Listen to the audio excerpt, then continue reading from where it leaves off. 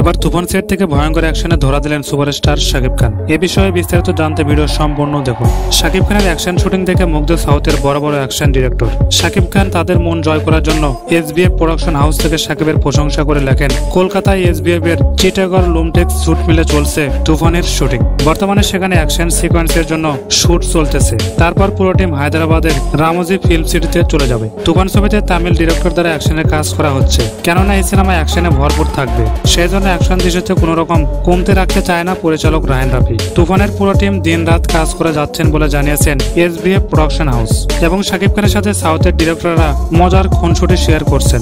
জানা যায় শাকিব খানের সাথে তাদের বন্ডিং অনেক সুন্দর হয়েছে। অ্যাকশন ডিরেক্টর যা বলছেন তার চেয়ে অনেক বেশি পরিশ্রম করছেন সুপারস্টার শাকিব খান, কেননা শাকিব খানের কাছে তার ভক্তরা তার কাছে বড় শক্তি।